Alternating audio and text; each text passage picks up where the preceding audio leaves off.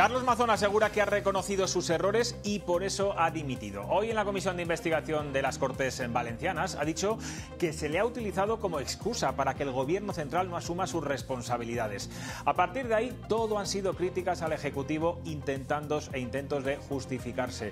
Y ni una sola aclaración sobre las numerosas dudas que siguen abiertas del fatídico 29 de octubre, el día de la riada. Una vez más, Mazón ha dejado pasar la oportunidad de explicar qué hizo durante esos 37 minutos en negro, tiempo en el que nadie sabe dónde estuvo, por qué llegó tan tarde al CECOPI o demostrar el ticket del Ventorro donde comió con una periodista. Tampoco ha aclarado las llamadas que recibió ni el contenido de las mismas y para colmo las víctimas ni siquiera han podido entrar a la sala. Un final amargo para un político que nunca empezó con buen pie y que ya es pasado. Aquí arranca Cuestión de Prioridades.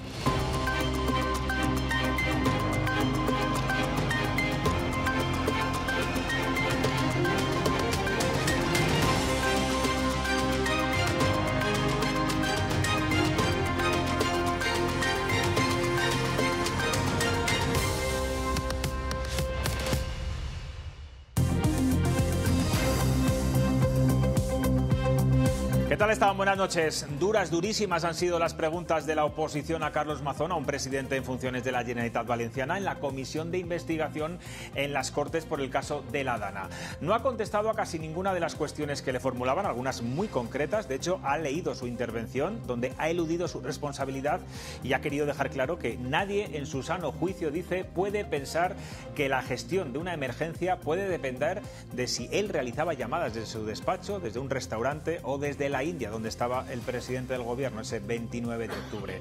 Laura Zembrano nos va a hacer un resumen de todo lo que se ha dicho en esa comisión de investigación muy tensa. Buenas noches, Laura. Buenas noches, José Luis. 1 hora y cuarto ha durado la sesión de las Cortes Valencianas en la que Carlos Mazón iba a responder a las preguntas de los grupos. Le han acusado de llevar un discurso preestablecido y ante la insistencia de los portavoces ha explicado la información que tenía ese día. Asegura que él no retrasó los avisos móviles y que Emergencias en ese momento hizo todo lo posible en base a la información que se tenía. Mazón, en un tono menos directo que el día de su dimisión, ha recordado que no es el único responsable de lo que ocurrió. AEMET a las 19 horas emitió un parte diciendo que observaba que habían caído 200 litros, cuando la realidad es que ya habían caído casi 800. Emergencias actuó con la información disponible, no con la que nunca llegó. Ese es el contexto en el que se produjo la comida, que tantas horas de debate estéril han ocupado y que desde luego no se habría producido si hubiéramos sabido entonces lo que sabemos ahora, se lo puedo asegurar. Una comida con una profesional a la que están intentando arruinarle la vida. Todos ustedes conocen la relación de mis llamadas, pero ¿saben ustedes qué llamadas no recibí? Ni la de Pedro Sánchez, ni la de nadie de Seguridad Nacional, ni de Adif, ni del ministro del Interior, ni de la ministra de Defensa, ni de la UME, ni de Protección Civil, ni de la delegada del Gobierno, ni de AEMET, ni del secretario de Estado de Seguridad, ni de la Dirección General de la Policía. Quizá no me llamaron porque operativamente poco tenía yo que aportar a la emergencia. Mi persona sigue siendo la gran excusa política para tapar las causas de la tragedia. Excusa política para tapar y para justificar la ausencia de colaboración del Gobierno de España en la reconstrucción y para eludir las responsabilidades propias del Gobierno. La oposición le ha acusado de ponerse de perfil, en definitiva, de minimizar su responsabilidad. También le han criticado por no haber abandonado la comida ese día y por exponerse como una víctima más. Vox ha sido el único que, sin salir explícitamente en su defensa, ha insistido en la responsabilidad que tenía el Gobierno central. ¿Qué clase de presidente eres tú que te dicen que Utiel está inundada, que la UME está desplegada y tú te quedas hasta el postre? Dijiste que ibas por la CV35 y que llegaste tarde al CECOPI porque había un atasco. Esto es una mentira tremenda. Eso lo dijiste en tu comparecencia aquí en Les Corts. ¿Se arrepiente de no haber cogido esas llamadas que probablemente hubieran salvado vidas? ¿Se arrepiente de no haber estado en el CECOPI? El Partido Socialista estuvo calladito en sus cuarteles de invierno, pero luego aprendió de su socio Compromís, que enseguida se pone a revolver la calle y a intentar montar circo. Y dijo, pues entonces vamos a montar el relato, porque si buscamos un culpable, quedamos absueltos. Las verdaderas víctimas, aquellos que perdieron a sus familiares, estaban hoy, como ven, protestando a las puertas de las Cortes Valencianas. No les han dejado estar representadas en la sala donde ha hablado Mazón, porque los 5 asientos para invitados se han destinado a otros cargos por un acuerdo de PP y Vox. Las víctimas han rechazado seguirlo desde otra sala. Desde la calle han pedido la dimisión de todo el Consell y la prisión para Carlos Mazón. Bueno, pues Mazón ya tiene quien le sustituya, al menos de forma transitoria, y eso sí, si Vox le da el visto bueno. El elegido es su número 2 en el partido, portavoz del PP en las Cortes Valencianas y un político que tiene buena relación con los de Abascal. Juanfran Pérez Llorca ha sido bendecido por Feijóo y ahora empiezan las verdaderas negociaciones entre el PP y Vox. La clave está en si los populares asumirán las políticas que exigen los de Abascal, aunque bueno, muchas de ellas ya estaban incluidas en los presupuestos valencianos. Sí, esta misma mañana el secretario general del PP decía que el nombre se iba a conocer muy pronto y una hora más tarde saltaba la noticia, será Juanfran Pérez Llorca. El partido que tiene en su mano apoyarlo o no, Vox, se enteraba de la noticia por los medios, según confesaban, y es que la información se conocía a la vez que se celebraba esta rueda de prensa. Vox no va a contribuir a la estafa a los valencianos, contribuyendo a cambiar el rumbo de la comunidad valenciana con el centro de los intereses de los valencianos y la necesaria reconstrucción. Vamos a hablar sobre inmigración, vamos a hablar sobre el Pacto Verde Europeo, vamos a hablar sobre fiscalidad. Nada que los ciudadanos no sepan y que no hayan visto en todos aquellos gobiernos que han sido negociados con Vox y por parte del Partido Popular. Nuestros límites siempre han sido los mismos, siempre han sido muy claros, han sido la ley y la Constitución, y eso es lo que cabe esperar de cualquier valenciano de lo que vayamos a negociar con Vox. Por lo tanto, tranquilidad y todo muy previsible, la verdad. El mérito que tiene el señor Pérez Llorca para ser designado candidato es que era el preferido de Vox. Punto. Como digo, todo en manos de la ultraderecha española. Bueno, pues enseguida vamos a analizar esas negociaciones que empiezan a partir de ahora, una vez que ya hay un nombre encima de la mesa entre el Partido Popular y Vox, y que pueden afectar a otros territorios, a otras elecciones, como las de aquí de Castilla y León, las de Extremadura. Pero antes quiero que mis contertulios me den un primer titular sobre la comparecencia del señor Mazón hoy en las Corts Valencianas, en esa comisión de investigación. Está con nosotros Ana Cabanillas, buenas noches. Buenas noches. Joan Guirado, buenas noches. Buenas noches. Rocío Palomo, ¿qué tal? Buenas noches. Muy buenas noches. Os pido un titular breve. Lo que más importancia le deis, lo que más os ha sorprendido. Ana. Yo creo que Carlos Mazón ha intentado hacer un lavado de imagen, ¿no? Y situar la responsabilidad de poner el dedo en el gobierno, cosa de la que hasta ahora se ha hablado mucho menos de su figura, ¿no? Y del cuestionamiento sobre su gestión de la Dana. Y yo creo que ese era su objetivo, y si ese era su objetivo no ha habido explicaciones, pero sí ha habido un señalamiento muy claro. Jan. Yo creo que es una comparecencia que llega muy tarde, que va muy en la línea de lo que ha hecho hasta ahora, es decir, de dar versiones, de exculparse. Hoy hemos vuelto a escuchar versiones que se contradicen con las que había dicho anteriormente. Ahora no sirve si hubiéramos sabido, pues esa comida no se hubiera hecho. Es decir, en otras cosas tiene razón, el linchamiento, por ejemplo, a Maribel Vilaplana.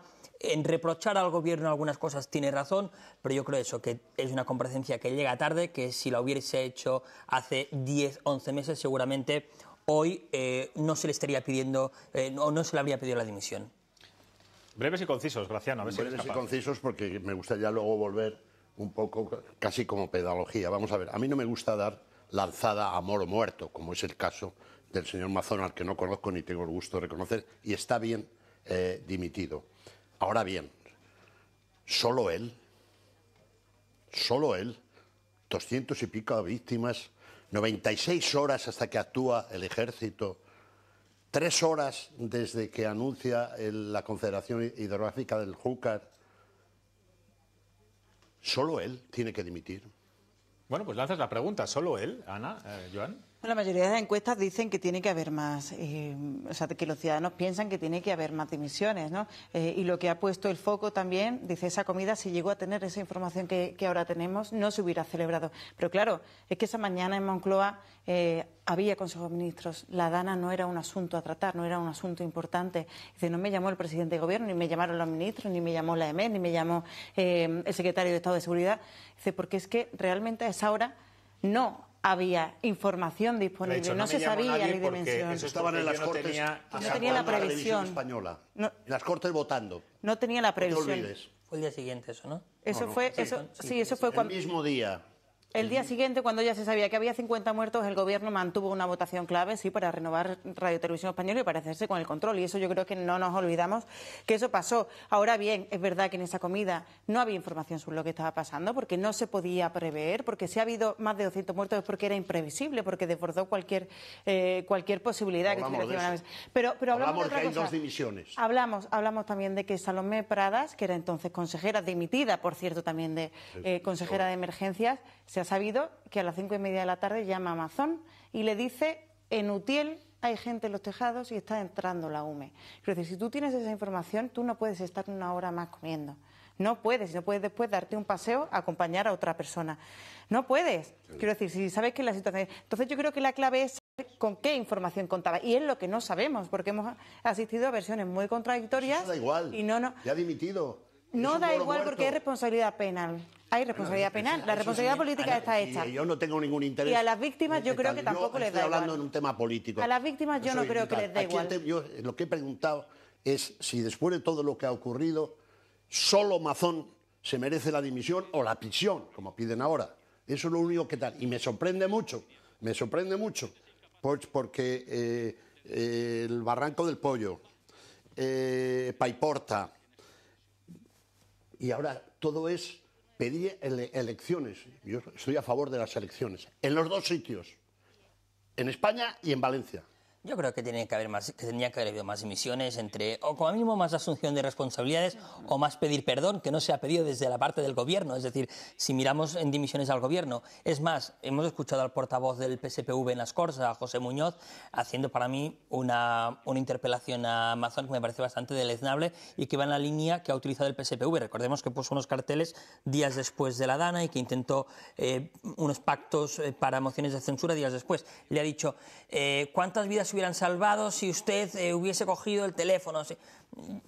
No tenemos la certeza de que se hubieran salvado vidas. Joan, que él ha dicho, de nada hubiera servido, lo tengo por aquí apuntado, que él hubiera estado en su despacho, que no hubiera servido de mucho. Da igual. Sí. Claro, pero decir esto a la opinión pública, es decir, ¿de qué sirven entonces los líderes, los presidentes autonómicos, ante una crisis, ante una emergencia de tal magnitud? Te voy a poner otro planteamiento. ¿Quién nos salva de una Dana? Te voy a poner otro planteamiento. Cuando ha habido emergencias, por ejemplo, en Cataluña, un incendio importante que luego ha acabado habiendo víctimas mortales, cuando ha habido en Castilla y León los incendios, en las primeras 2 horas, nunca el presidente autonómico está en el lugar de mando. Es decir, a menos que sea a 5 minutos de casa, pero nunca está en el puesto de mando. Que tengas un Falcon. Que tengas un Falcon. Pero me refiero, es que estamos centrando mucho la mirada en que el presidente tenía que estar allí sobre el terreno, gestionando y dirigiendo. Es que no ocurre nunca. Es que el señor Mazón estaba, no sé cuánto hay del centro de Valencia, a Utiel o a Paiporta. Que su gestión es reprochable. Que su gestión es reprochable, sobre todo los cambios de opinión. Hemos entendido. Déjeme un momentito. Mira, vamos a ver. Nadie está aquí hablando de salvar a Mazón.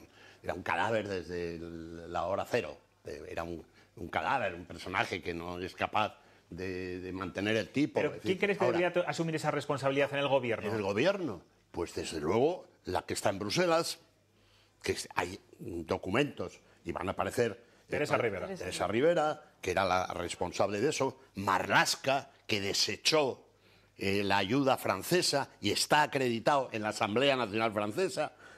Y el propio presidente del gobierno. Pero... dejadme que simplemente voy a dar... Y del propio presidente, como yo, Paiporta, el Galo, en fin, todas estas cosas. Pero vamos a mí esto no me sorprende, porque soy muy jóvenes.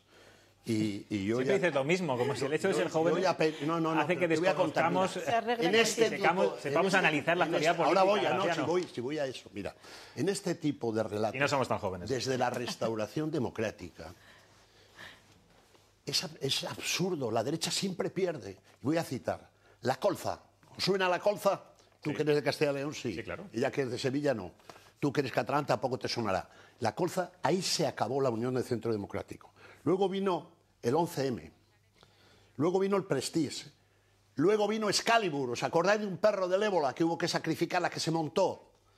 Luego vino el Yakolev y luego vino Soria. Entonces... Es que es absurdo, es que es el caldo de la izquierda, que es imbatible, porque la derecha no es... ¿Por qué no cree en esto? Y ahí tienes el resultado. Es verdad que la izquierda tiene muy fácil verbalizar la palabra asesino. Y luego, a mí es algo que me irrita especialmente cuando la izquierda verbaliza la palabra asesino en cada minuto y en cada momento. Y hoy lo hemos visto, no sé si hoy se le ha llegado a decir en algún momento... He citado 6 ejemplos. Directamente sí se le ha responsabilizado, pero es una palabra que incluso, es decir, ya no es que la use la ciudadanía o las asociaciones, es que cuando los propios políticos usan ese argot, esta mañana mismo estaba citada la portavoz del PSOE en el Ayuntamiento de Madrid, Reyes Maroto, en los juzgados por llamar asesina a la presidenta de la Comunidad de Madrid. Por lo tanto, esta utilización tan frívola, tan fácil... Eso es la politización del dolor, ¿no? Que es lo que llama la izquierda, pero además es una bandera de la que hacen gala. Quiero decir, con el dolor pues sacamos un rédito político y no lo esconden. Quiero decir, es algo que hacen más o menos abiertamente. Yo sí creo que con Mazón, igual que políticamente se le ha exigido y con razón responsabilidad, yo creo que también se han traspasado muchas líneas rojas. Y esto de atribuirle directamente más de 200 muertos, a mí me parece un escándalo que hemos normalizado. Y hemos normalizado porque sí que es verdad que Mazón tampoco ha tenido la habilidad o las ganas o la colaboración suficiente para dar más información que pudiera poner algún argumento de su parte, ¿no? Y sí que es verdad que ha sido un año de mucho desgaste, pero bueno, yo creo que la crudeza con la que se le ha atacado, yo creo que no se la merece nadie. Sobre todo el presidente de gobierno, y perdón, ya termino, y 3 ministros también podían haber declarado en esta comisión no de investigación y no lo han hecho. No es lo mismo que una víctima, un familiar de una víctima de la Dana llame asesino, como ocurrió en el funeral de Estado a Mazón, que lo haga un partido político, que lo haga un político, que lo hagamos en una tertulia. Creo que la diferencia es clara. Quiero hablar también de las víctimas. Era una sala muy pequeña, se había decidido así, sin la presencia de las víctimas, que decidieron, se les ofreció estar en una sala contigua, le dijeron que no, que estaban en la calle, y esos 6 o 7 plazas las han ocupado asesores de PP y de Vox. Decía el portavoz del PP en esa comisión que el gobierno ha politizado a las víctimas considerándolas a unas VIP y a otras de graderío. ¿Qué opináis? Yo es que no. Creo que las víctimas no deberían estar, más allá del momento en el que comparecen, dentro de una sala de una comisión de investigación, sea en Valencia o sea en el Congreso de los Diputados. La comisión de investigación es para los parlamentarios. En el momento en el que le toque comparecer, que estén, porque es que si no se convierte la comisión en otra cosa. Y hemos visto, y en el funeral yo tengo muchas dudas de si todas las personas o si las personas que empezaron los gritos realmente habían sufrido directamente el daño de la Dana, y lo digo porque estuve en el funeral. Algunas sí. Pero lo digo porque estuve en el funeral de la Iglesia del año pasado, en el funeral católico de Jesús de los Reyes, y había mucha gente allí dentro que no era familiar directo de víctimas mortales. Y si digo esto es porque estamos viendo, primero, que hay muchas asociaciones de víctimas. Que eso ya te indica por dónde va la cosa. Segundo, que estamos viendo muchos portavoces de asociaciones de víctimas que tienen un cargo en un partido político, en una administración. Entonces, que se politice, es lo que decía un poco antes Graciano, que la izquierda sabe utilizar muy bien esa baza. Yo creo que hay víctimas o hay asociaciones que realmente están trabajando para reparar lo que se pueda el dolor de sus familiares y a esas personas, oye, pues todo el apoyo, pero hay otras que no, que están ahí con otra función. Pero Graciano, yo entiendo que la mayor parte de las víctimas tendrán muchos reproches que hacerle al señor Mazón. Sin duda. En eso coincidirán. Sin duda. Y al señor Sánchez. Y al señor Sánchez. Seguramente que muchas. De hecho, también hubo gritos. También hubo gritos en contra de Sánchez. En este tipo de cosas que he descrito, Colza, 11M, Prestige, Excalibur, Yacolet, Soria y muchos más, que no, lo digo describiendo, no opinando, describiendo, porque eso sí que lo he vivido yo. Y casi desde la fundación de lo que es el centro derecha en España, el Partido Popular, siempre ha habido una enorme carencia, ya desde la fundación de Fraga, que lo hizo siendo embajador en Londres. Y ahí es donde se ve la absoluta soledad del centro derecha en España, que es imposible, porque todo esto que estamos hablando y la dimisión de Mazón, el ABC, que no es un periódico sospechoso ni trotskista, pidió en una portada Mazón dimisión. Eso es imposible verlo en una prensa de izquierdas. Es imposible. Es absolutamente imposible. El Mundo, tampoco sospechoso, también Mazón dimisión. Y han sido crudísimos con ellos. Esa es la superioridad moral de ese tipo de la prensa liberal frente a la prensa de izquierdas. Ana. Yo, volviendo a las víctimas, yo creo que a las víctimas no se les puede exigir nada. Son personas que han sufrido no solo la pérdida de familiares o de amigos, me da igual el grado, y yo es que aquí creo que no, que tampoco es justo hacer distinción, sino que han sufrido el abandono durante aquellos días, pero el abandono institucional durante un año, el abandono institucional y de ver que es que Mazón, el presidente de la Generalitat y el presidente del Gobierno no han hablado durante este tiempo. Es que las obras que tenían que hacerse para volverlo a evitar no se han hecho. Es que ahora mismo cae una dana como la de hace un año y tampoco tenemos muy claro que hubiera cambiado algo. Con lo cual yo creo que las víctimas pueden estar donde quieran estar y tienen que decir lo que tengan que decir. Y si se quejan y si protestan, pues yo creo que es que si hay alguien que está legitimado para hacerlo, son ellas. Hay que escucharlas. Es que permitidme, porque han pasado muchas cosas. Graciano, ha sido un lunes muy intenso. Últimamente los lunes pasan cosas en este país. Vamos con el juicio al fiscal general del Estado, que ya entra en su recta final. Mañana declara García Ortiz y la UCO, que en su informe, recordarán, hablaba de la participación preeminente de García Ortiz en la filtración de los datos confidenciales de la pareja de Isabel Díaz Ayuso. Por el Supremo han vuelto a pasar hoy varios periodistas y un testimonio clave, el decano del Colegio de Abogados de Madrid, que ha dicho que la nota que ordenó difundir el fiscal general era de una inusitada gravedad y nunca había vivido una situación similar. Laura. Sí, en la sesión de hoy hemos conocido nuevas versiones y detalles importantes. El decano hacía hincapié en que para filtrar a los medios no es necesario pasar una transcripción literal como realmente se hizo, y precisamente hoy también se declaraban varios periodistas que han confesado que el fiscal general no fue la persona que les mandó esta filtración. Uno de los puntos clave fue precisamente la transcripción literal del contenido de los correos y el señalamiento de hora, minuto y todos los detalles. En definitiva, si se quisiera desmentir algún tipo de información, no era preciso revelar el contenido literal de aquellos correos que formaban parte del halo más estricto de confidencialidad que pueden mantener un abogado y un fiscal.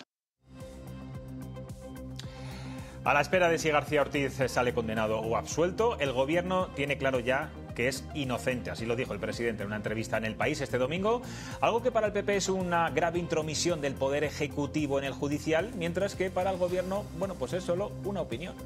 Efectivamente, José Luis, el Partido Popular critica ese veredicto y el Gobierno le quita importancia, diciendo que solo es una opinión. Es una falta de respeto que Pedro Sánchez adelante un veredicto para defender a su fiscal general del Estado. Yo creo que las declaraciones de Pedro Sánchez lo que ponen en evidencia es que el fiscal general del Estado presuntamente delinquió siguiendo órdenes del Palacio de la Moncloa. Entenderán ustedes que, desde luego, el respeto a la justicia, que siempre así lo hemos manifestado, no es contradictorio a manifestar una opinión. También les digo, sobre esta cuestión, el Partido Popular ha querido crear una falsa polémica. Laura, ¿y qué opina el expresidente socialista Felipe González de esta defensa de Sánchez al fiscal del Estado? Pues Felipe González se ha mostrado más prudente, un poco en la misma línea que escuchábamos ayer a Margarita Robles. González asegura que él no se pronuncia sobre cuestiones en las que debe decidir el Tribunal Supremo. Yo no me pronuncio sobre lo que está juzgando el Supremo. Yo no. Lo está juzgando que termine el juzgado. Bueno, pues Felipe González siempre con esas dosis de coherencia a lo que dice y hace su partido últimamente. Por cierto, he dicho que hoy es lunes, como los lunes solemos hacer el programa aquí en Madrid. No, es martes, es martes. Por eso hay más actividad política. Joao, ¿se puede respetar a la justicia y decir que el fiscal general del Estado es inocente, como ha hecho Sánchez este domingo? Si quien lo dice es Ana, eres tú, soy yo o es Graciano, sí. Si quien lo dice es el presidente del Gobierno, no. Es decir, El gobierno, además con esa frase, ¿no? El gobierno cree que el fiscal es inocente. Bueno, hasta donde yo sé, no hay una deliberación en el Consejo de Ministros sobre si el gobierno cree que el fiscal es inocente o no. Y Bueno, hasta nadie ha dicho lo contrario, salvo bueno, Margarita Robles, por que eso dijo, te digo, vamos a respetar las sentencias hasta donde yo sé, el final. Margarita Robles no está muy cómoda con esa afirmación, entre otras cosas porque los que están juzgando al fiscal general son compañeros de Margarita Robles y Fernando Grande Marlaska, son jueces del Supremo. Entonces, muy acertada no es. Y luego, bueno, puede ser el calentón, ¿no?, que Sánchez la dijera, pero precisamente El País, bueno, pues pueden consultar los titulares. Si se quiso llevar ese titular era por algo, y que hoy la portavoz cacatúa del gobierno repita lo que dijo el presidente del gobierno y encima con ese rintintín de, bueno, se puede, ya veremos si es condenatoria, es decir, si es absolutoria, vamos a huir la turra durante no sé cuántos días. Fiesta en Moncloa. Exacto, pero si es condenatoria ya veremos si se respeta la decisión judicial, porque yo llevo muchos días diciendo que la del fiscal general es una sentencia a modo de prueba para el gobierno, porque hay muchos casos que afectan al entorno. Un plebiscito, ¿no? Bueno, es un banco de pruebas, es hasta ahora. Están con lo del lawfare, un término que antes no usaban, que es más que despreciaban, y es bueno, hemos llegado hasta un límite con el fiscal que no preveíamos llegar, es decir, con un fiscal imputado, se siente en el banquillo de los acusados, arropado por el gobierno. Si hay una condena y mientras se resuelven los recursos, que seguro que habrá al Constitucional, se le mantiene en el cargo, o se hace el intento de, no, mientras tanto que se mantenga en el cargo, eso es no acatar la resolución judicial del Supremo. Entonces, para mí ese es banco de pruebas con lo que puede venir a posteriori con la mujer, con el hermano, o incluso con si algún juez se atreve a pedir el suplicatorio por Pedro Sánchez, pongamos por caso, con el tema de la financiación que está investigando ahora la Audiencia Nacional. Bueno, yo lo que diga el señor Sánchez después de 7 años larguísimos y abigarradísimos de saltarse la ley y ponerse la Constitución como si fuera un gorro para dormir, no me extraña nada. Me importa un rábano lo que diga el señor Sánchez, me importan los hechos. ¿Y los hechos cuáles son, Albert? Yo creo que el imaginario del pueblo español, del pueblo llano, sobre el caso se lo ha hecho ya, sinceramente, incluso los periodistas, con todo su derecho. Yo no voy a criticar, por supuesto.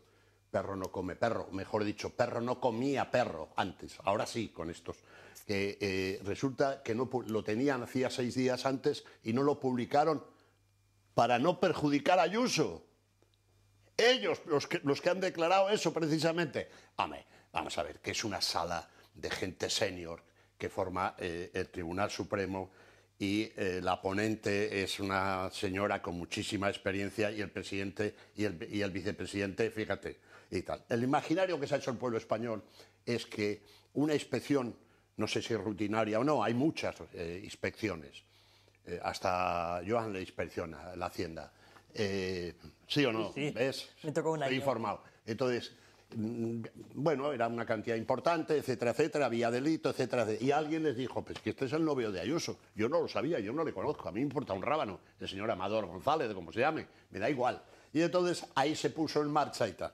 Y yo creo que lo que he oído hasta ahora del juicio, lo más importante es lo de la fiscal Almudena Lastra, cuando le... ¿No te has quedado con el testimonio que te interesa, quizá, o qué? No, porque es relevante. Es absolutamente relevante. Y sacan a un fiscal de un partido de Champions del Atlético de Madrid. El enorme interés que había en echar atrás el acuerdo que había con la Fiscalía. Y entonces, bueno, pues esto es lo que hay. Lo que ocurre, Graciano, en este caso, yo lo vengo comentando estos días, hay que demostrar que fue el filtrador. Todos podemos llegar a la conclusión, algunos sí, otros no, de que él fue el inductor. Que demostrarlo, claro. Como decía el informe de la UCO, que tuvo un papel preeminente en esta filtración. Bueno, mañana vamos a oír a los agentes. Pero la filtración en sí es lo que yo creo que ahora mismo se está demostrando. No, pero no solamente es lo complicado. No solamente es la filtración, es la nota, es todo, es el borrado. La nota al final se rechazó. ¿Para qué borras? Se rechazó investigar la nota precisamente porque se consideraba que si había un entrecomillado, que había aparecido una nota de un texto que previamente se había publicado en los medios, pues se acordó al final investigar solo esa filtración. Yo creo que es indudable y todo el mundo tiene muy claro que el fiscal obedece y su intención era construir un relato contra Isabel Díaz Ayuso, que por cierto parece ser una de las principales rivales del Gobierno, ¿no? Que ejerció ahí un papel que yo creo que sobrepasa todos los límites de lo que tiene que ser una institución como la Fiscalía General del Estado, ¿no? Hizo un papel para el Gobierno, hizo una misión política alejada del papel institucional, del papel de la Fiscalía, que tiene que ser, por cierto, garantizar los derechos de todos los ciudadanos.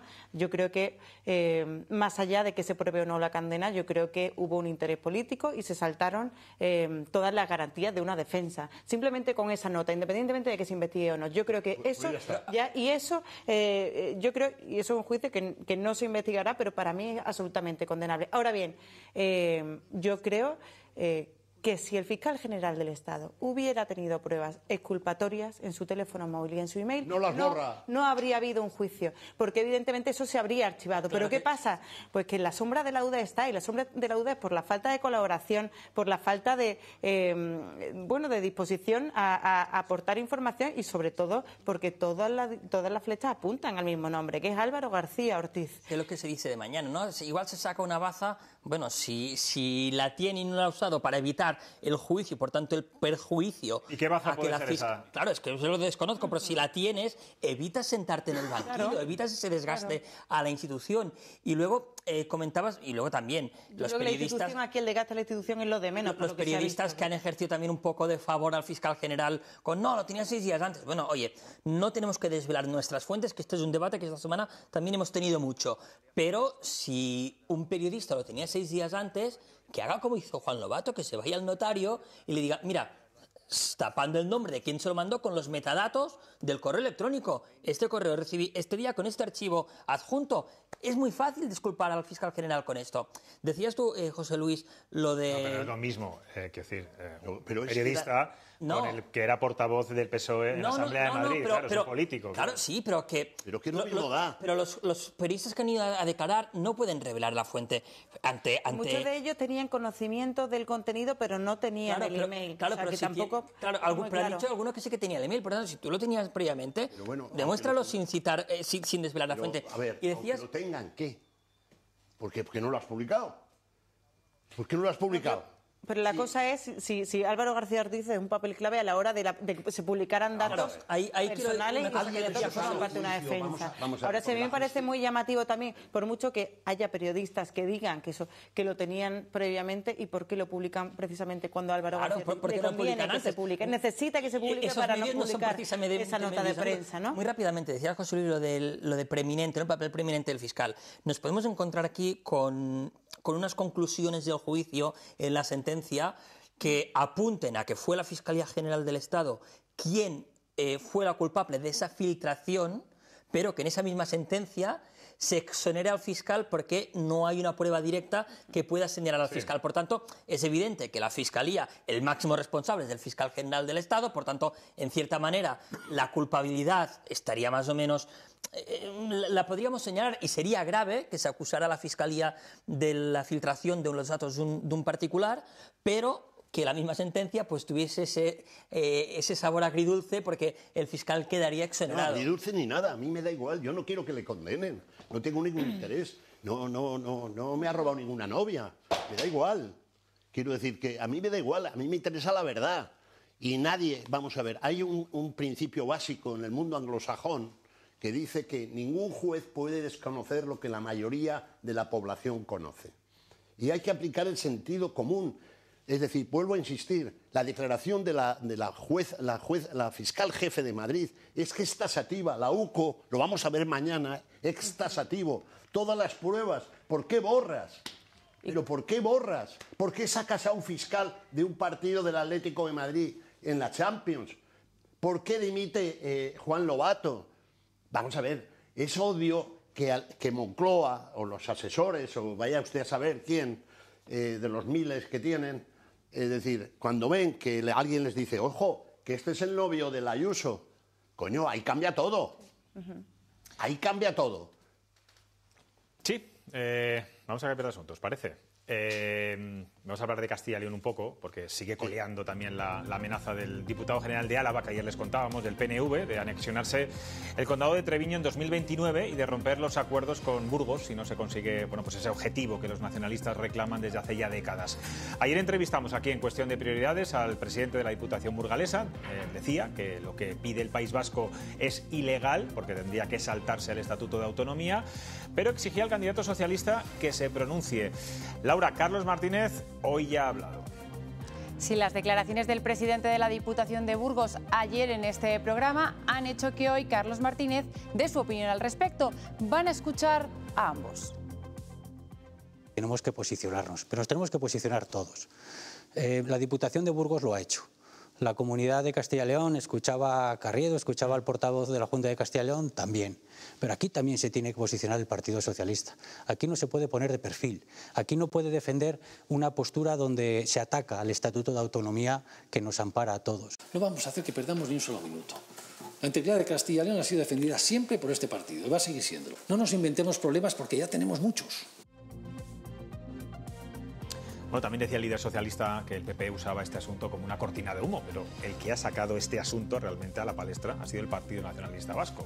Bueno, vamos con otro asunto. Continúa el primer viaje oficial de los reyes de España a China en pleno acercamiento del gobierno al régimen de Xi Jinping y con cierta inquietud en Bruselas.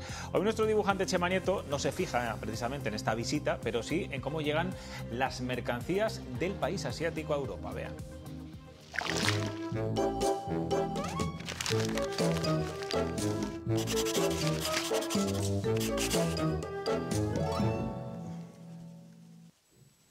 Se observa mejor la vida con una luz encendida. Un carguero chino de 75.000 toneladas ha tardado 20 días en ir desde China a Europa y lo ha hecho inaugurando el paso del noreste. Si habitualmente los chinos van a Europa por el canal de Suez, en este caso ha ido por el polo, aprovechando los meses del deshielo con el cambio climático. Dicen que así los costes del transporte de los productos chinos a Europa se van a abaratar un 50%. ¡Qué gran noticia para el comercio internacional! Más luz en cada rincón de Castilla y de León.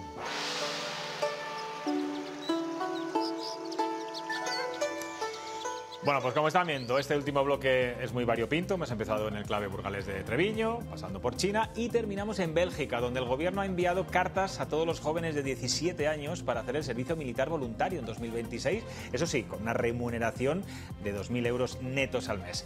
Laura, ¿qué piensan nuestros seguidores en las redes sociales sobre esta propuesta, pero aquí en España? Pues en este caso el resultado ha estado muy igualado. El 57% de nuestros espectadores confiesan estar a favor de que España se sume a la iniciativa belga e impulse el servicio militar voluntario entre los jóvenes. El otro 43% prefiere que no se haga. Bueno, yo me libré ya en su día, o sea que está muy enfadado, muy alterado. Graciano Palomo, porque hemos hablado de Burgos, de su tierra, y quiere también él hablar de Treviño y del condado y del enclave y de esta polémica. Los de Burgos, que solo tenemos dos estaciones, la del ferrocarril y el invierno, nunca estamos alterados. Es decir, si fuera sevillano... Pues seréis los de la Ribera del Duero, que sois a lo mejor más... Oye, ¿qué pasó por ahí? Que hacía un... Caliente. Bueno, por eso tenemos los vinos que tenemos. Claro, microclima. Los casi. que tenemos, cierto. Bueno, vamos a ver. En cuanto al tema de Treviño, yo ya que peino canas, estamos hasta el moño de este tema. Vamos a ver.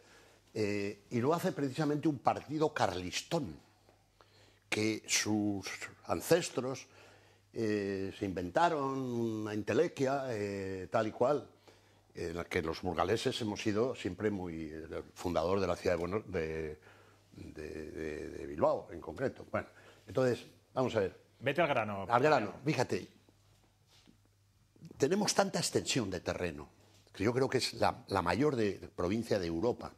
En kilómetros cuadrados. Pues fíjate, desde tu pueblo casi, en Aranda de Duero hasta Treviño, en fin. Ahora, fíjate, o a Bilbao, que está en Burgos termina a 20 kilómetros de Bilbao. Pero aún así, con un sentido universal, como tenemos nosotros, no de vuelo gallináceo, de esos vuelos gallináceos, de aquí en TV3 solo vienen los catalanes. Aquí no, aquí viene todo el mundo. Sevillano, catalán, burgalés. TV3 también, ¿eh? No, entonces, no, quiero decirte, allí yo a la TV3 no puedo ir. No sé si ella... Sí. No puedo ir, no. Bueno, pero... No te engañes. Hay muchos compañeros nuestros. A lo que iba. No, esto tenía que decir y lo digo. Entonces, a mí me parece bien que vengáis aquí, porque nosotros somos distintos. Bien, a lo que iba. Nosotros tenemos tanto terreno que yo haría un pacto, si es que luego lo van a cumplir, con el Partido Nacionalista Vasco, que es que encontramos una solución para Treviño y ellos se van de Navarra, que es un viejo reino que no tiene nada que ver. Bueno, pues fíjate la cantidad de reformas constitucionales, de estatutos de autonomía que habría que hacer. Por pedir para que no eso. quede. Pero si el PNV lo pide, igual Pedro se lo da, ¿eh? Pues esa es la clave, eso es lo que dice el presidente de la Diputación de Burgos, que en este momento, justo cuando Junts pierde un aliado, el gobierno, PNV se ve con fuerza para pedir lo que haga falta. Quiero que hablemos del servicio militar que... Bueno, en Bélgica quieren que sea voluntario, 2.000 euros mensuales para que haya más soldados jóvenes en un momento en que estamos asediados y rodeados de muchas guerras. ¿Lo ves aquí, Ana?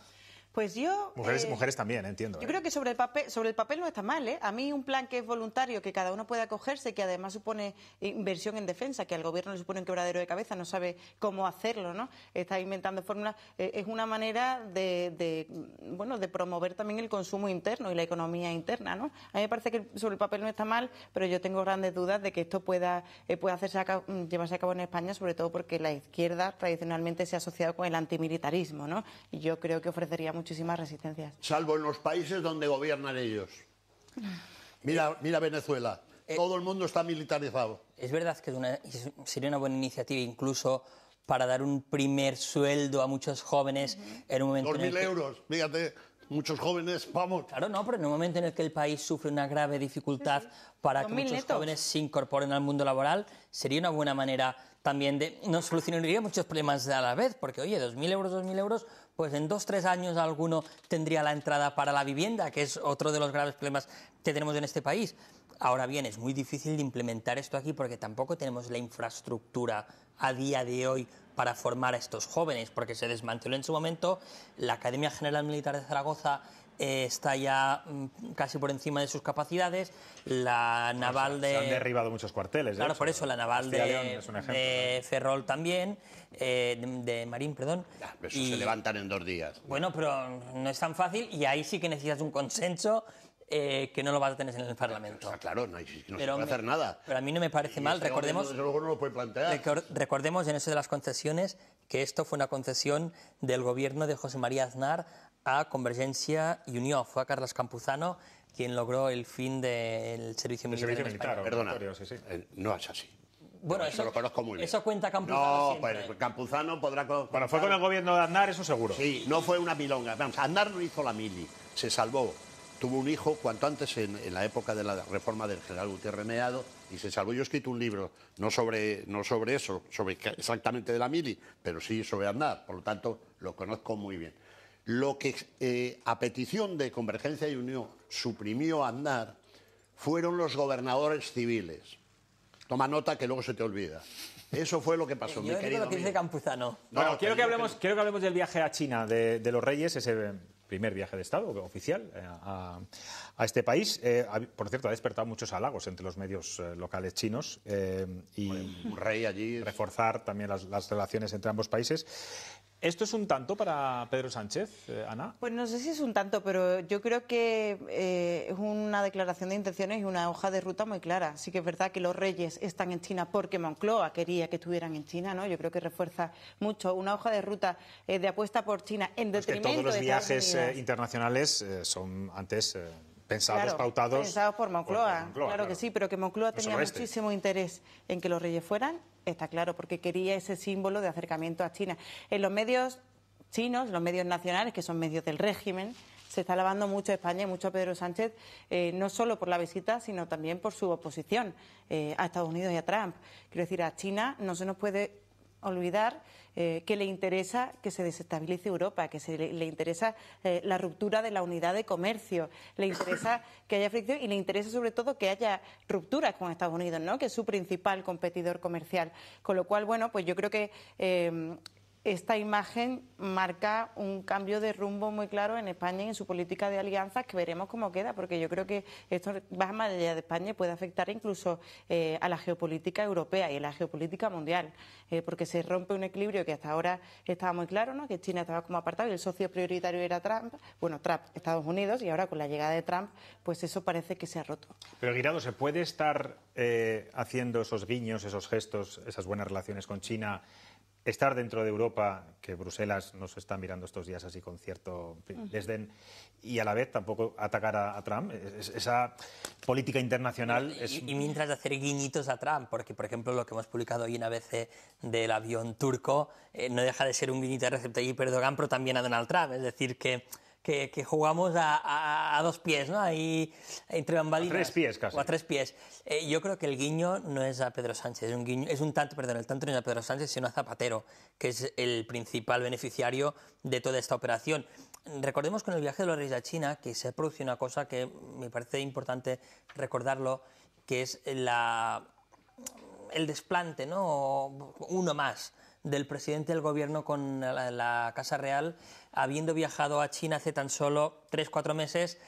Ha viajado como 3 veces en un año y medio o así, pero ese último viaje, cuando ya había un viaje de Estado preparado, era bastante innecesario y se hizo para marcar ese territorio. No solo Pedro Sánchez, Salvador Illa esta misma mañana fijaba a China como socio prioritario, también ha viajado 2 veces a China en el último año. Todo eso tiene ese nexo común que es José Luis Rodríguez Zapatero. Si es posible o no es posible, bueno, de momento lo están haciendo, Bruselas nos mira de reojo. Recordemos hace un año el tema de los aranceles a los coches chinos, como Bruselas tenía una oposición frontal y cómo Pedro Sánchez cambió ahí las tornas para que esto se moderase relativamente. Es verdad que Donald Trump ha ayudado también, es decir, no tiene mejor aliado Pedro Sánchez con China que Donald Trump, porque cuando Donald Trump se presenta con unos aranceles a la Unión Europea y Pedro Sánchez está por detrás ahí amigando con China, pues oye, von der Leyen, que mira, que ahí tenemos otros posibles socios. No es un socio fiable, no es un socio precisamente cuando hablamos de democracias homologables que podamos poner como ejemplo, pero bueno. Yo lo conozco bien el país, vamos, de un terreno que se puede conocer bien. He ido a vender vino de la Ribera del Duero a China. Pensaba que libros. Vendemos, me hubiera gustado, pero hasta ahí los dasibaos no me llegan. Vamos a ver, aquello sí que es una monarquía. La caída de Hu Jintao, ¿os acordáis cuando estaba reunido todo el comité y lo sacan los guardaespaldas, que había sido secretario general y presidente de China, para demostrar que el nuevo emperador rojo, Xi Jinping, pues digamos mandaba? Vamos a ver, los chinos reverencian todo lo que no es coyuntural. Y por eso acogen a los reyes y sobre todo, bueno, si son ingleses ya ni te cuento, ¿no? Pero son conscientes de que el jurdó, la manteca, el dinero, los business, no los hace el rey en ese sentido. Aún así yo creo que le viene muy bien a España, porque independientemente se lleven bien o no, que se llevan a matar entre el jefe del Estado y el primer ministro, pues España sigue existiendo y esperemos que siga existiendo por mucho tiempo. Bueno, nos vamos a ir a publicidad. A la vuelta tenemos aquí en el plató enseguida al ex juez de la Audiencia Nacional, Manuel García Castellón. Acaba de publicar un libro con casi todas sus investigaciones, todas muy reveladoras, todas muy mediáticas, todas muy conocidas. Caso Banesto, caso Kitchen, caso Lezo. Y también se ha personado, además, recientemente contra la fontanera del PSOE. Ya saben, Leire Díez. Enseguida hablamos con él.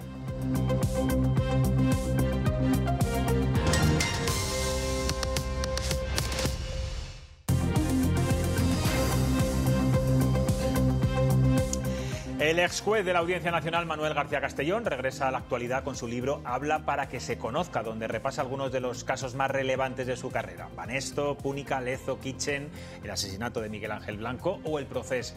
Y lo hace además en un momento especialmente interesante. Acaba de personarse también como perjudicado en la causa contra la conocida como fontanera del PSOE, tras conocer que Leire Díez pidió información al fiscal Estampa para desacreditarle y hacerle daño.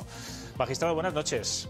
Buenas noches. ¿Por qué cree que Leire Díez y quienes están detrás de ella, que aún no sabemos, han ido o van o iban directamente contra usted? ¿Se siente usted víctima también de lo que se denomina las cloacas del Estado? Bueno, yo me he personado en el procedimiento que llevan en la Plaza Castilla de Madrid, porque yo creo que, primero, quiero saber qué es lo que hay, primero, es lo primero de todo, y en base a lo que haya, pues ejercitar acciones o no ejercitarlas. De momento es solamente para saber qué hay, solo. Yo creo que debe acabarse con la ley de la selva. Es decir, no puede ser que cualquiera diga cualquier cosa en cualquier momento.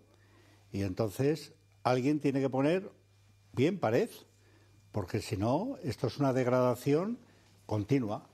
Entonces, que sean cloacas del Estado o deje de ser cloacas del Estado y sea otra cosa, me da igual. Pero al final, bueno, yo creo más que nadie, claro, en el imperio de la ley. Y por lo tanto pido, pues, justicia. Ábalos y Koldo también, por cierto, se han personado ayer contra Leire Díez. Acabamos de conocer, esta tarde muchos medios están publicando unos audios de Leire Díez en la que ella dice textualmente al fiscal Estampa que es la persona que ha puesto al PSOE, que le ha puesto el PSOE para ver qué hay detrás de todo esto. ¿A usted, por ejemplo, le sorprende que el Partido Socialista no se persone, como ha hecho usted?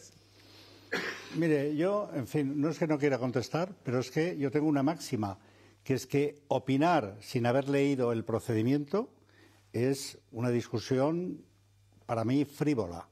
Y yo no quiero entrar en ese juego, no he entrado nunca, porque precisamente si he escrito el libro es para contar mi verdad con respeto al secreto judicial y a la ética judicial. No voy a caer en la trampa de juzgar lo que no conozco. No quiero hacerlo. Vamos a hablar de algunas cosas que escribe en el libro. Usted ha instruido causas que han sacudido la política española. Pero fíjese, dice que el caso que más le ha marcado no es ninguno de estos grandes escándalos, sino el asesinato y la violación de una niña vallisoletana de Villalón de Campos, con 9 años, Olga Sangrador, en el año 1992. Usted es vallisoletano. ¿Por qué ese crimen sigue pesándole tanto? Bueno, es que fue un antes y un después. Es decir, a mí me han preguntado, bueno, pero el asunto de este señor tan importante o lo otro, el de más allá. Y sin embargo no fue así. A mí me impresionó aquello tanto, que me cambió la vida. Porque entonces pensé, yo sigo manteniendo correspondencia telefónica con la madre desde entonces. Hablé con ella el otro día, precisamente, en Carnita, a la que mando un recuerdo desde aquí, desde luego. Y aquello supuso un antes y un después, porque me di cuenta que después de haber pasado por sitios, el País Vasco, Baleares y Valladolid, al final, pues yo creo que cualquier persona puede mover el mundo a través de un grano de arena. Y ese grano de arena, que no es nada, pero muchos granos de arena cambian el mundo para mejor. Y como aquello fue la investigación y descubrimiento del asesino y violador, fue realmente horrible desde todos los puntos de vista, con un agotamiento total, pues por eso precisamente me decido, con el caso de esta niña y la niña Leticia Lebrato, que era un poco más mayor también de Valladolid, y otros que hubo, pues me cambiaron la vida. De verdad. El asesino, el autor, Valentín Tejero, salió en libertad en 2013, volvió otra vez a usar a una menor, a abusar sexualmente. ¿Usted cree que casos como este, como del violador del ascensor, son personas que son difícilmente reinsertables en la sociedad, que es un fracaso absoluto? Bueno, en la Constitución española, cuando se redactó por los padres de la Constitución, ellos tenían que salir de un problema muy gordo, que era salir de un régimen dictatorial a otro. Y los peligros que había de una confrontación entre las dos Españas famosas era evidente. Pero claro, eso por otra parte impidió poner las luces largas. Decir, vamos a ver cómo será el país dentro de 50 años. Yo solo recuerdo que la Constitución de Estados Unidos tiene 250 años y por lo tanto estamos todavía en mantillas. Pero en algunas cosas no se hizo. Por ejemplo, en esto lo que usted dice ahora. ¿Por qué? Porque el artículo 25 de la Constitución, si no me equivoco, dice que la finalidad de la pena es la reinserción del delincuente. Yo estoy de acuerdo con eso. pero no es posible siempre. Es decir, un sociópata, un psicópata, no tiene, desde mi punto de vista, reinserción posible. Y claro, esas personas son tratadas como los demás delincuentes. Pero claro, es que están en la calle, los que salen en libertad. A mí alguno de esos asesinos me dijo, cuando salga lo volveré a hacer. Y alguno lo hizo, como el que usted ha nombrado. Vivimos actualmente una tensión, no sé si es inédita, usted que ya tiene recorrido en todo esto, en la democracia entre el gobierno y el poder judicial. ¿Hasta dónde cree que puede llegar este choque entre ambos poderes? Si esto no se reconduce, ¿teme que esté en juego la separación de poderes que tanto se hable? O, bueno, en ese sentido está todo muy armado para que eso no sea posible. Bueno, yo creo que realmente los que propugnan esa vía, por así decirlo, y la defienden desde algunos medios, realmente no saben lo que hacen. Porque estos señores que están en el poder se irán y vendrán otros. Y después volverán otros. Y así continuamente, como llevamos así, pues los años que llevamos. 50 años. Los años que llevamos. Y entonces el daño que se hace es tremendo.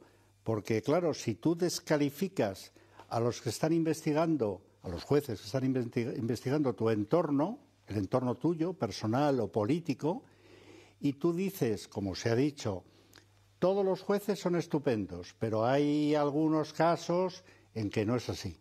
Pero claro, es que casualmente esos casos son los que te tocan a ti en tu entorno personal y político. Eso, claro, lanzado desde arriba, es un mensaje tremebundo, porque, primero, lanzas las sospechas al final sobre todos los jueces. Porque, ¿por qué no se dice que hay lo que llaman lawfare, que quieren decir en realidad prevaricación, en el señor de Puebla de Sanabria que ha robado una gallina y tiene un juicio y consideran que está haciendo lawfare el juez contra él? No, no, se hace contra los casos personales y políticos cercanos. Claro, a mí eso me parece de una gravedad extraordinaria. Porque está calando esa lluvia fina. ¿Usted cree que hay un descrédito de la sociedad con el Poder Judicial, con los jueces, magistrados? Naturalmente, claro, porque al final, si tú lanzas el manto de sospecha, se extiende. Y después se lanza un mensaje, desde mi punto de vista, muy peligroso. Es un mensaje subliminal lanzado a todos los jueces y fundamentalmente a los más jóvenes. Es decir, oye, cuidado con lo que haces. Cuidado con lo que haces porque ya ves, a este señor le estamos diciendo de todo menos bonito. Lawfare, prevaricador, no sé qué, la instrucción. El otro día había en un medio, digamos, de izquierdas muy conocido, que nació en la transición, un escritor, un articulista, decía, este juicio es el juicio donde se va a juzgar al Supremo que hace. Pero oiga, ¿pero en qué mundo vivimos? ¿Dónde estamos?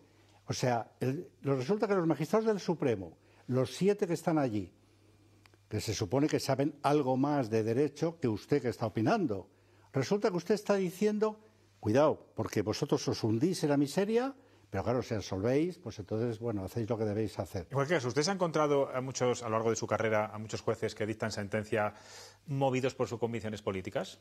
Yo nunca lo he conocido. ¿Nunca? ¿No hay ningún caso que usted...? Bueno, yo no lo sé. En todos los colectivos, el de periodistas también, hay ovejas negras. ¿Cómo no va a haberlas? Claro que las hay. Sí, pero somos capaces de apuntarlas y de señalarlas. Bueno, nadie reconoce sus pecados. Pero yo no conozco realmente, y si lo conociera, pues para algo he sido juez de instrucción toda mi vida. Hubiera puesto una denuncia o hubiera iniciado diligencias penales o lo hubiera mandado al Tribunal Supremo si está aforado.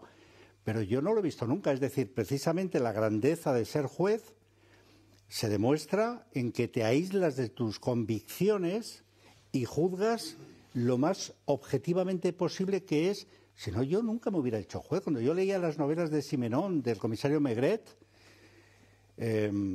aquella idea de justicia me caló hasta el fondo de mi corazón con 18 años y sigo ahí, en lo mismo, en esa ingenuidad, digamos. Le voy a pedir que se ponga por un momento en la piel del juez Peinado, que instruye el caso Begoña Gómez y que está siendo señalado y acusado también por el Partido Socialista y por el Gobierno. ¿Qué haría usted en su lugar? ¿Callar es la única opción? Es verdad que muchos jueces dicen, claro, es que luego no nos sentimos respaldados ni por el Consejo General del Poder Judicial ni por la propia Fiscalía. aquello del desacato, ¿no?, que se utilizaba antes. Bueno, tiene muchas aristas y muchas formas de ver las cosas.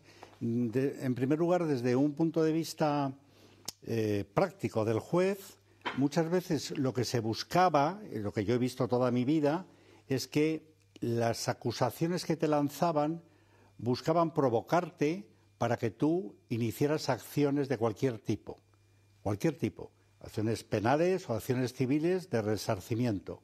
Pero claro, eso era la trampa, porque a lo que llevaba era la recusación del juez. Claro, este juez tiene interés, porque mire usted lo que está haciendo. Con lo cual tienes que callarte, porque si no quedas fuera del asunto. Claro, yo ahora que estoy jubilado, pues, quiero decir, no tolero la ley de la selva.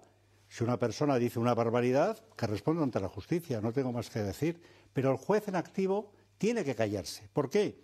Pues porque, desgraciadamente, cuando se envían peticiones de amparo al Consejo, el Consejo no tiene mecanismos realmente poderosos para poder proteger a ese juez.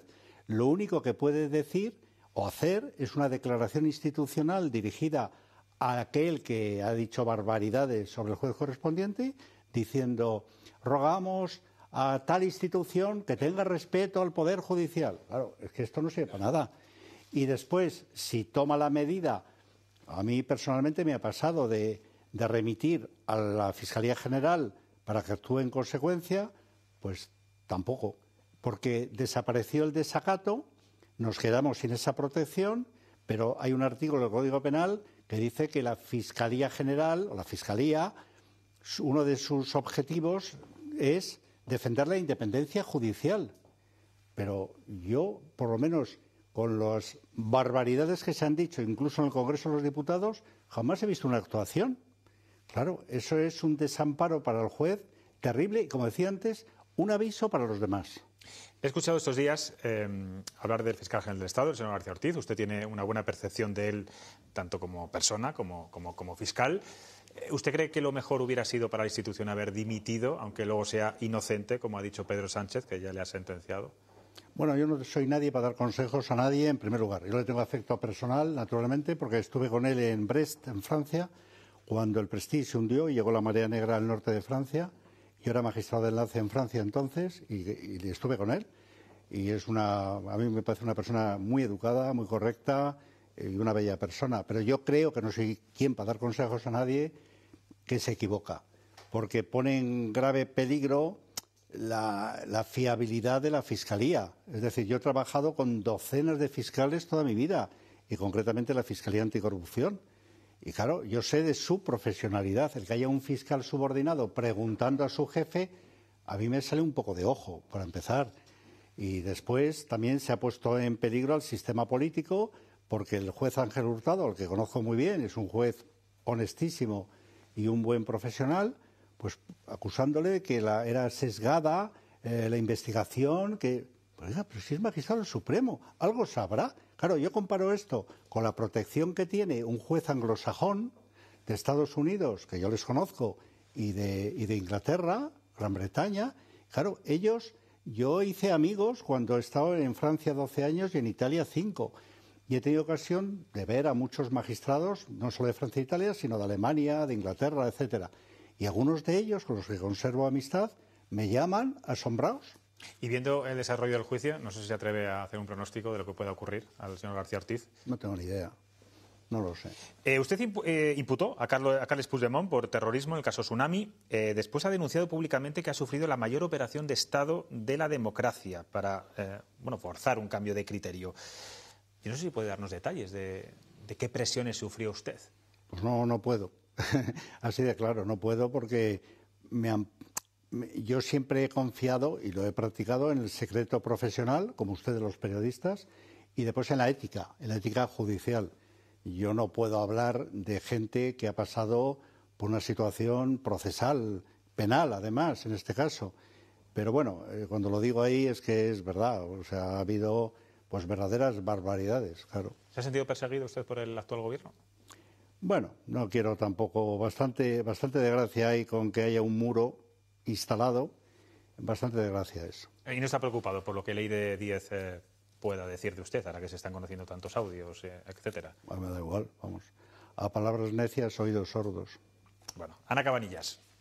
Sí, bueno, decía que por secreto profesional y por ética no podía apuntar esas expresiones que ha vivido por el caso Tsunami, por la imputación de Carles Puigdemont, pero ¿de dónde venían? No sé si nos puede dar alguna pista. ¿Venían del ámbito político, del gobierno,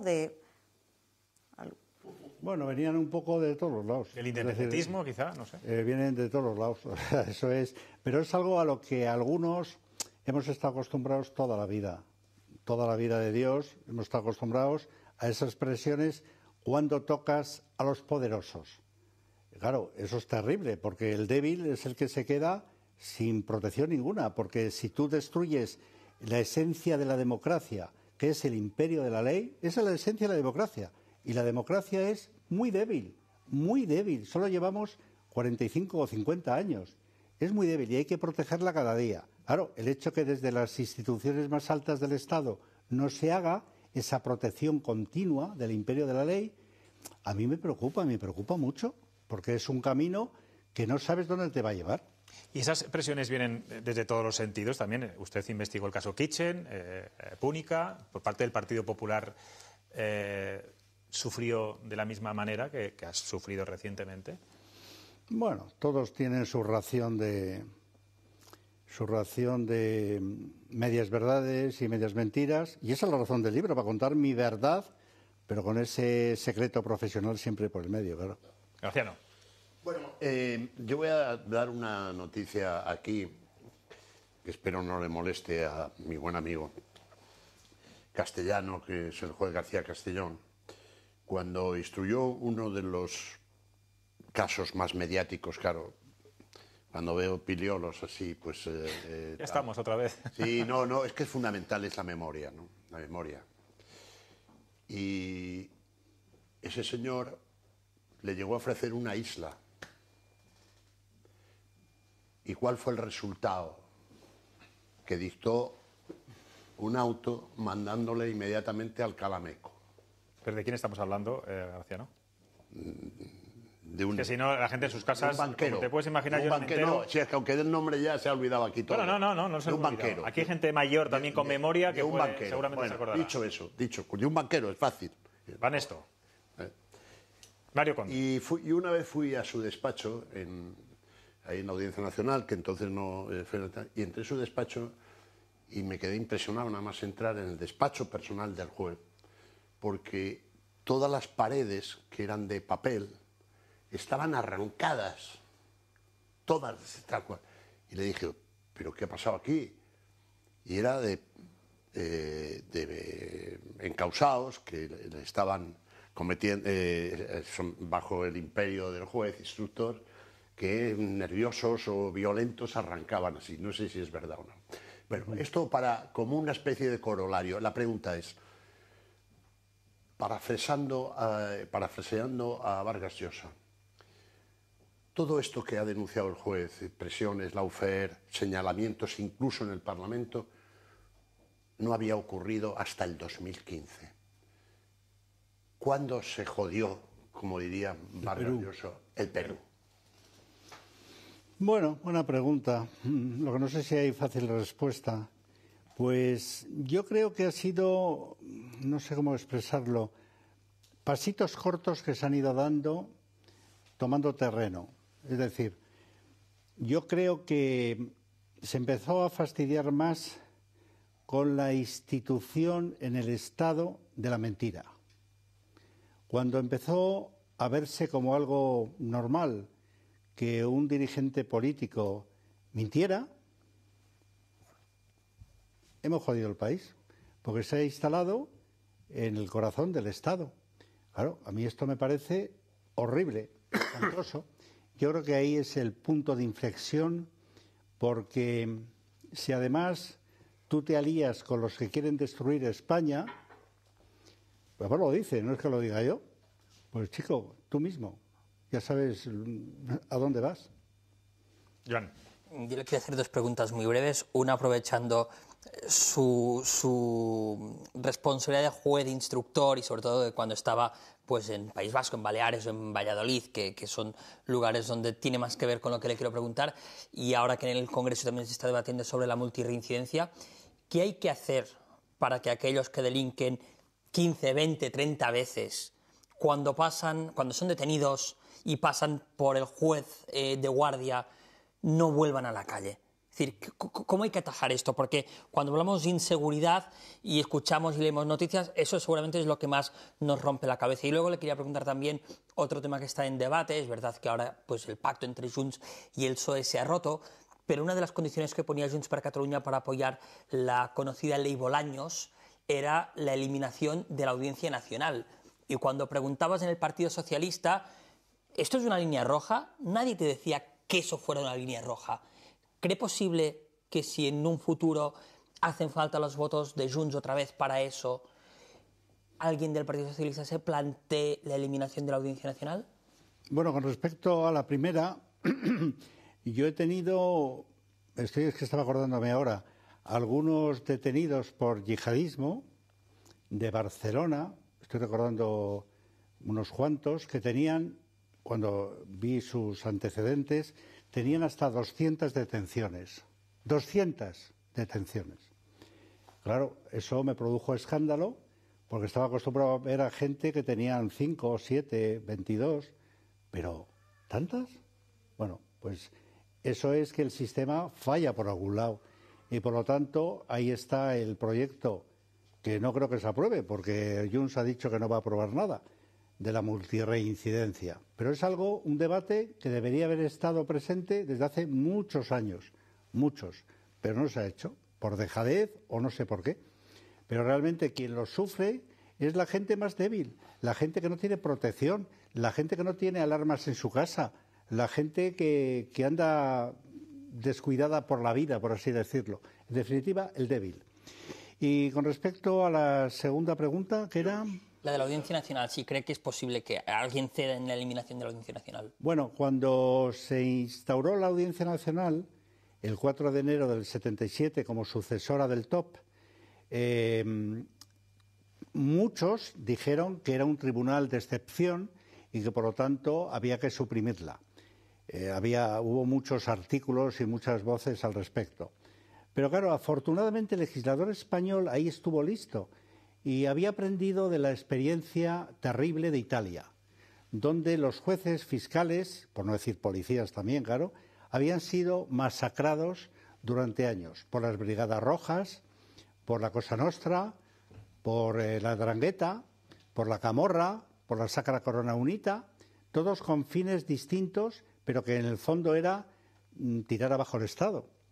Y el legislador español estuvo, como digo, ahí avispado y aprendió de aquella situación terrible. Y por eso la Audiencia Nacional tiene su sede en Madrid, lo cual te permite unas medidas de protección importantes. Ahora ya no hace tanta falta, pero entonces hacía mucha falta, mucha falta. Y además el anonimato de Madrid pues también facilita aquello que no se consiguió en Italia, porque los jueces vivían en Palermo, en Catania y en Nápoles, por ejemplo. Claro, se los cargaban a todos.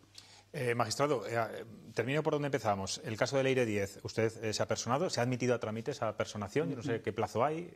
No hay ningún plazo, simplemente se admite o no se admite por los jueces. Se ha admitido y ya está. Está la abogada yendo a lo que hay, a las diligencias judiciales, claro. Sí, sí. Pues Manuel García Castellón, muchas gracias por estar aquí con nosotros. Aquí detrás tenemos el libro, Habla para que se conozca, del caso Banesto al proceso.